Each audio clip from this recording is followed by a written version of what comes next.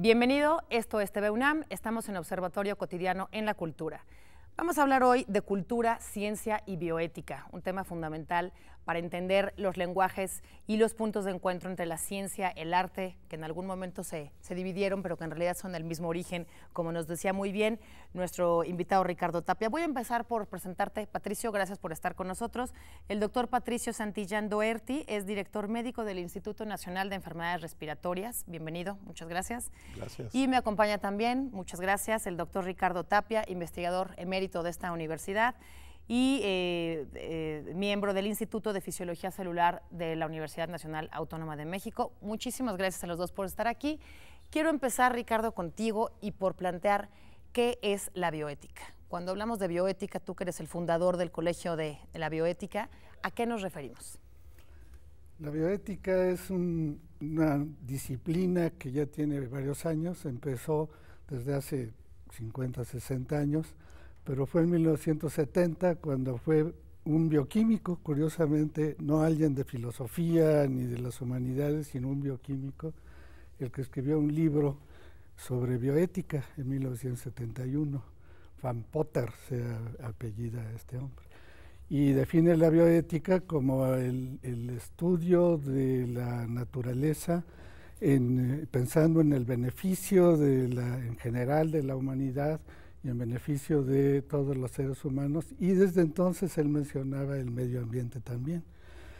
Y la bioética entonces se ha desarrollado ya mucho en estos últimos años debido a que gracias al conocimiento científico han empezado a surgir una enorme cantidad de problemas que requieren un análisis ético para ver qué tan factible es hacer ciertas cosas en medicina, en el medio ambiente, en el tratamiento de enfermedades, en biología reproductiva, en problemas tan serios como qué hacer con un enfermo terminal, la eutanasia, la fertilización in vitro, la clonación, todos estos aspectos que pues hace escasos, bueno, la adicción a las drogas, qué hacer con las drogas, todos estos aspectos, pues hace 50 años, ¿quién iba a pensar que se iban a estar discutiendo inclusive en las legislaciones? Antes de ir al tema del doctor Patricio, Ricardo, mencionábamos hace unos momentos este punto de partida de los 70s, en donde se recuerda, digamos, o se escribe a favor de no dividir la cultura de la ciencia, sino identificar una como parte de la otra. La cultura es ciencia, la ciencia es cultura, y querías mencionar algunos puntos de partida en esto. Sí, justamente un poco antes que empezara se saliera el libro de Van Potter sobre la bioética, Snow, un investigador inglés, dio una conferencia en Cambridge. Él escribía también, era literato y tenía con muchos conocidos literatos, pero era científico. Entonces dio una conferencia en Cambridge que luego se publicó y que ha generado hasta la fecha, sigue generando discusión. Se llama Las dos culturas. Es un pequeño librito que, por cierto, la UNAM lo editó en su biblioteca, esta breve de los cuadernitos. Sí, y es uno de los que están, creo, disponibles gratuitos en descarga. Ah, seguramente. Buscaremos el dato. Y el libro se llama Las dos culturas y este hombre Snow ahí justamente dice, es que cómo es posible que la gente que está en humanidades, en ciencias sociales, los artistas, se involucren tan poco con los científicos y a veces hasta así lo dice el libro, claro, mucha gente no está de acuerdo con eso, a veces hasta se enorgullecen de decir, yo por qué tengo que saber cuál es la segunda ley de Newton.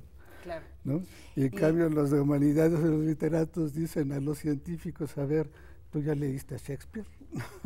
Esas son las cosas que discute ahí. Entonces él dice, pues no debe ser eso. Lo científico, la ciencia es cultura. Y lo que es arte, literatura, también es cultura, pero las dos cosas deben estar integradas.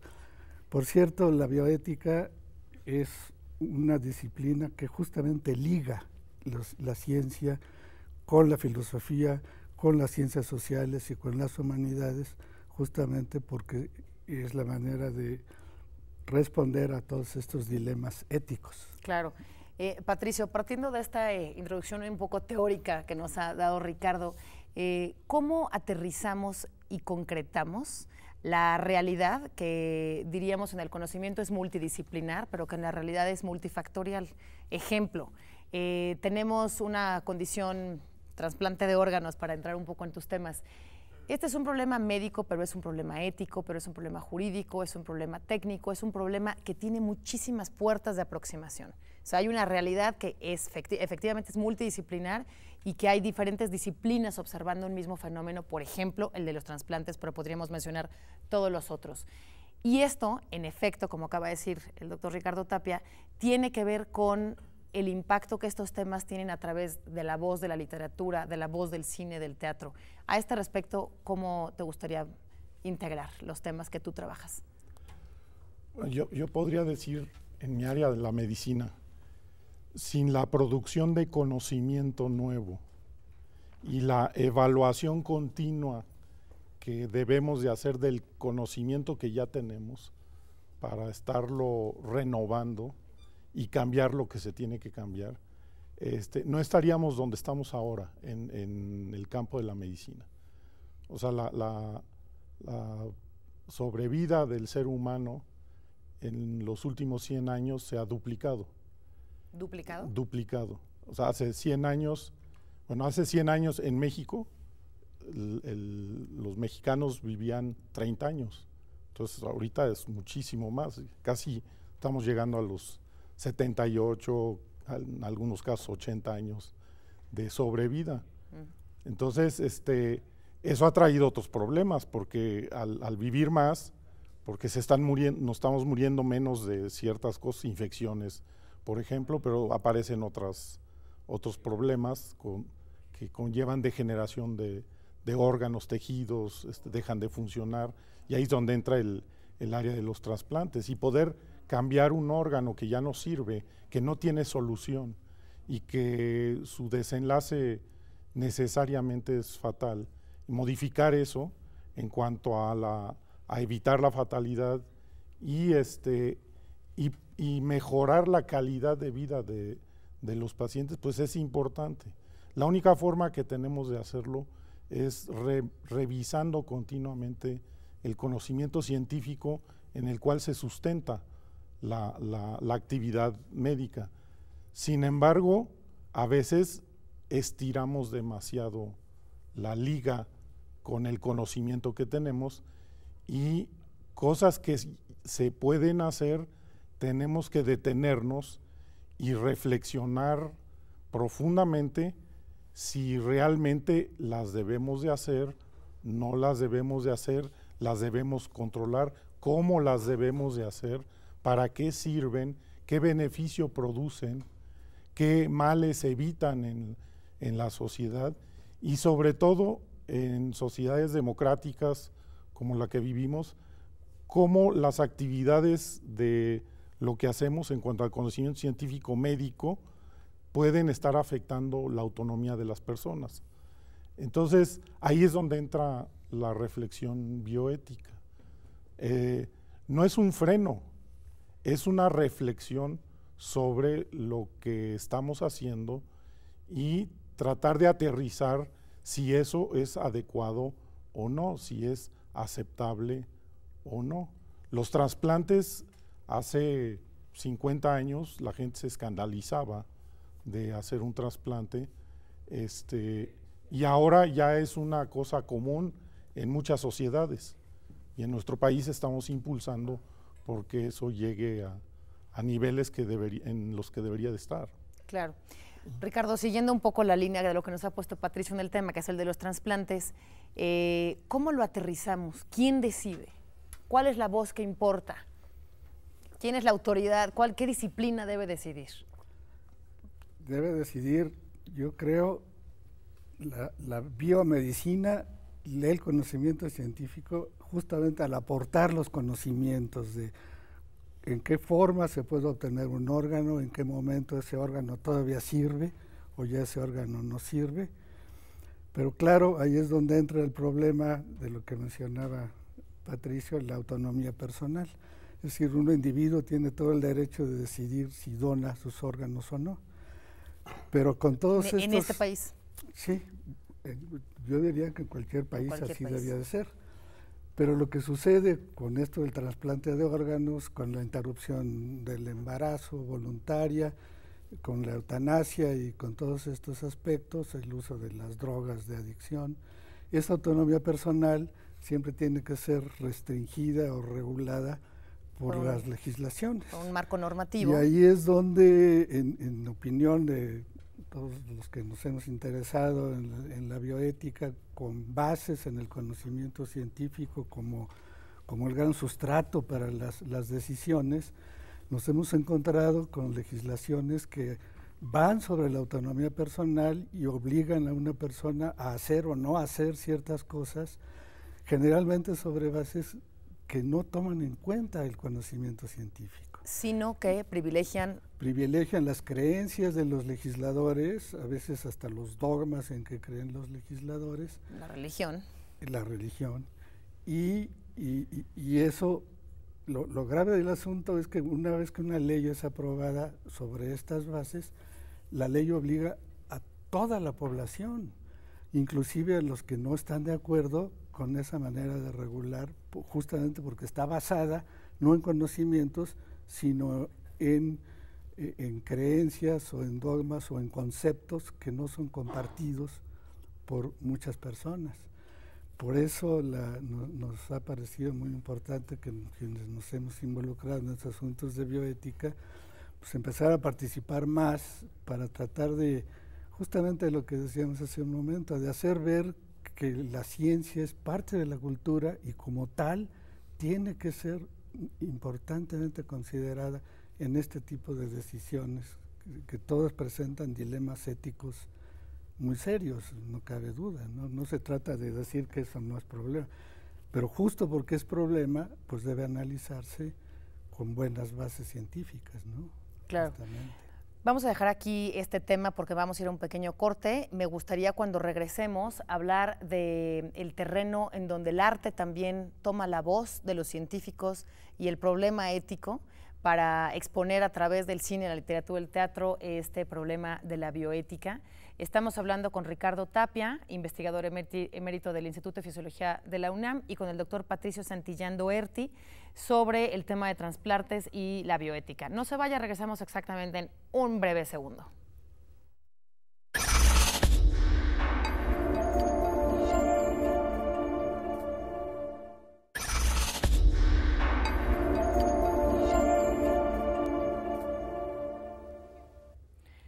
Estamos de regreso hablando de cultura, ciencia y bioética.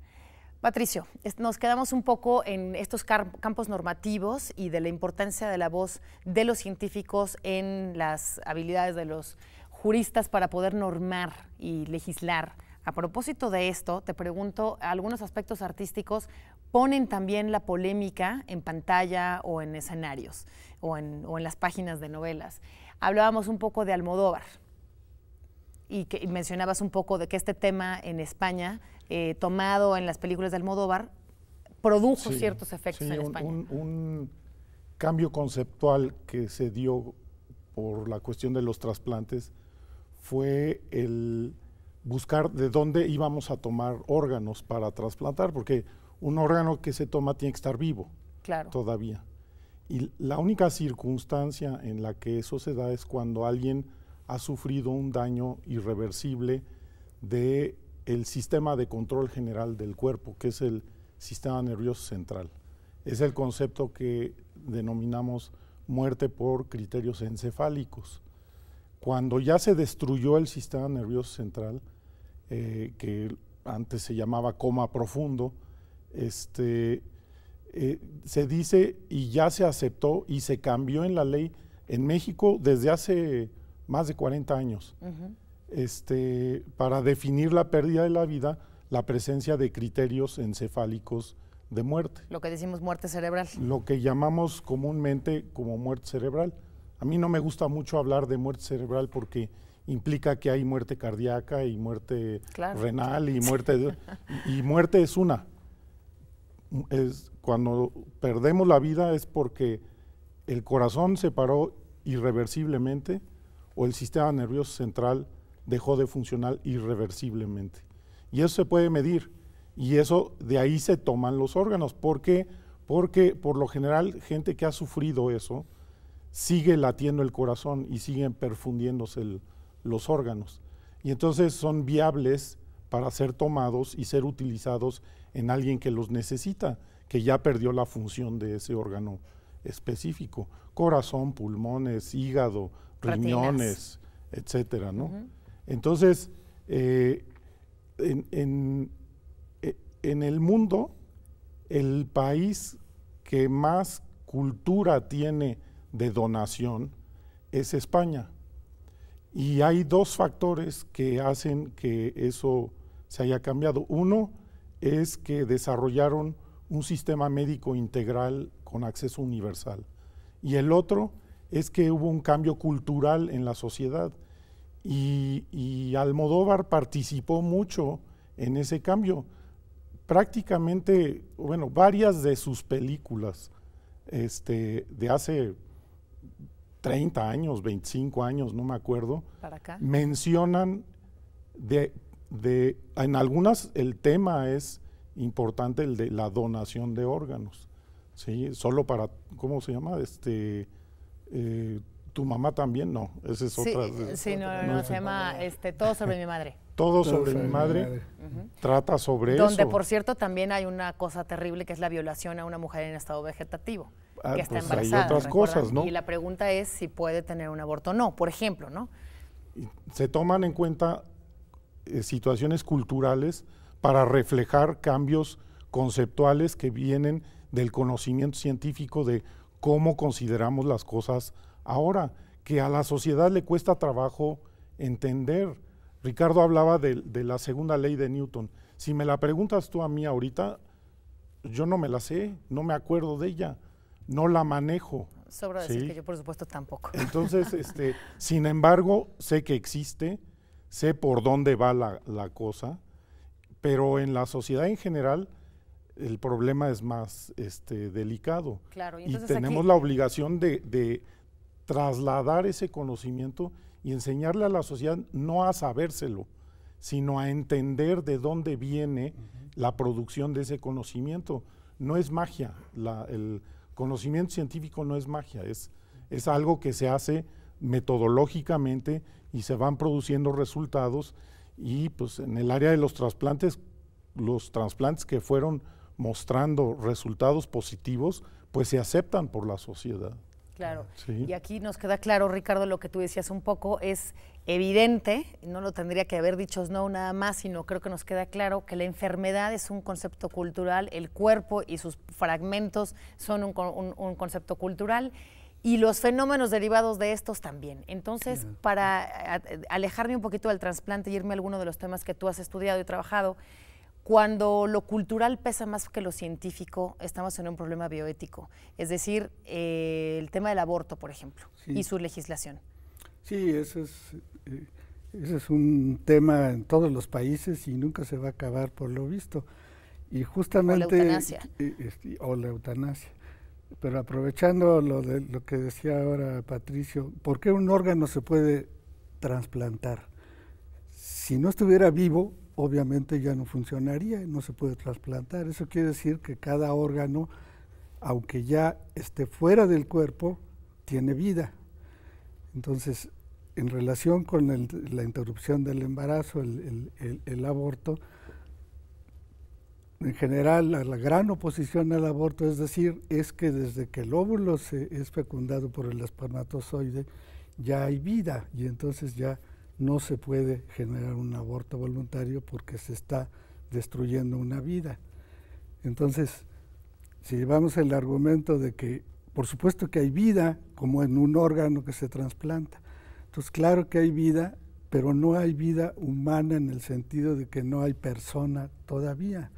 Entonces, así como en la muerte encefálica se acaba con la persona se muere. ¿Con la muerte encefálica? Con la muerte encefálica ya no hay persona, se murió. Entonces, de la misma manera, el conocimiento del desarrollo del sistema nervioso nos dice ahora que pasan muchas semanas durante el embarazo, durante la formación primero el embrión y el feto, para que la corteza cerebral se desarrolle lo suficiente para tener la actividad eléctrica en donde se pueda decir que ya hay vida humana. Es decir, estoy trasladando la muerte encefálica, ya no hay persona cuando ya no hay actividad encefálica. Entonces no puede haber persona hasta cuando que no haya actividad encefálica. Y ese es uno de los argumentos de índole científica para poder decir que la interrupción del embarazo antes de las 12, 14 semanas no puede ser considerado un asesinato, el matar a una persona, porque todavía no hay todavía no hay persona. En cambio, la madre gestante, que por X razones muy valiosas casi siempre ya no desean tener a ese producto, esa persona, esa mujer sí es persona. Entonces, desde el punto de vista ético, basado en este conocimiento científico, uno puede decir, pues no es posible que se prohíba a toda la población y se le castigue por interrumpir un embarazo en estas condiciones. Claro. Es uno de los ejemplos en donde el conocimiento yo creo que debe ser considerado y aplicado de manera clara, cosa que no se hace, ¿no? Y en el caso específico de la eutanasia y el aborto, ¿cómo los juristas en qué medida prácticamente, es decir, hoy se propone una ley, no sé, estoy pensando vamos a poner un tema un poquito más complicado que es el de la maternidad subrogada. Una mujer que decide fertilizarse de alguien y que además ya fertilizado su óvulo decide trasplantarlo, o no sé cómo se diga, a otro vientre. ¿Quién legisla eso? Pues ese es el problema, los legisladores, los congresos. ¿Y cómo platican con los científicos? Ese es el problema, que no platican. No hay un protocolo que establezca cómo los juristas consulten a los biomédicos, a la bioética. Bueno, en general, en el Colegio de Bioética que fundamos hace ya 14 años, hemos tratado de establecer relaciones con el Congreso justamente para poder platicar con ellos en ese sentido. Justamente ahora Patricio está en pláticas con ellos por una nueva ley sobre objeción de conciencia, por ejemplo, que es un tema también importante, ¿no? Sí. ¿Qué es esa ley? ¿Qué es ese tema de la...? Hay muchas acciones en la medicina que pueden generar dudas morales o cuestionamientos o inquietudes morales y afectar las creencias, las convicciones éticas, religiosas, morales de las personas. Los médicos somos personas, somos parte de la sociedad, y los médicos también, existe una gran gama de creencias y convicciones éticas y morales que pueden afectar nuestro trabajo. Y entonces hay situaciones dentro de la medicina que generan esas inquietudes, y entonces los médicos se sienten incómodos para realizarlas y piensan que en vez de cumplir con su labor profesional, a lo que escogieron hacer al dedicarse a una carrera, siguen lineamientos y directrices que provienen de fuera de la actividad médica para decir, pues eso yo no lo quiero hacer porque me produce inquietud moral y tengo la obligación de no hacerlo. Y entonces hay situaciones, por ejemplo, interrupción del embarazo, el prescribir anticonceptivos, prescribir pastilla del día siguiente, que ya está en una norma oficial mexicana nacional. Y que se vende sin prescripción. Y que se vende sin prescripción. Por suerte. Pero a veces los farmacéuticos aducen objeción de conciencia para venderlo. Porque no está de acuerdo. Porque no está de acuerdo. Y pueden tomar esa decisión, ¿no? Bueno, afectan a la persona que lo necesita. Claro. Ese es el problema, que por defender su punto de vista afecta las necesidades del paciente. Claro, y los derechos de los demás. Sí. Estamos llegando al final del programa y no quiero terminar sin que ustedes nos hagan una recomendación, sí, que nos transmitan una idea, un autor, un libro, una película, una página web en donde podamos enterarnos más del tema de la bioética. Por ejemplo, la página web de bioética. Bueno, ¿Del colegio? El Colegio de Bioética tiene una página, se llama colegiodebioética.org. ¿Tiene actividades de difusión? Hemos impartido varios diplomados en la Ciudad de México y en otros lugares, pero hemos publicado ya muchos libros, todos los libros que hemos publicado, algunos en el Fondo de Cultura Económica, otros en la editorial Fontamara. Se pueden ver todos en la página del colegiodebioética.org. Muchas gracias. Y ahí hay acceso libre además a los libros. Buenísimo. Y a las publicaciones. Patricio, ¿con qué te gustaría despedirte? En Facebook está el sitio del Colegio de Bioética también, se llama Colegio de Bioética. En Facebook, donde se publican cosas. ¿Novela o nombre de película que quieran recomendar por último en 3 segundos? Frankenstein. Muy bien, Frankenstein. ¿Y la tuya? Esa genera mucho miedo. Yo me quedaría con 21 gramos, que es esta película de González Iñárritu que habla sobre el peso del alma. Sí. Esta y cuestión. Lo malo de esa película es que no hay alma. Pero bueno, pues esto fue todo por hoy. Hoy hablamos de este fascinante mundo de la cultura, la ciencia y la bioética. Muchas gracias, Patricio. Muchas gracias, Ricardo. Gracias. Y a usted lo veo en la próxima emisión de Observatorio Cultural. Hasta pronto.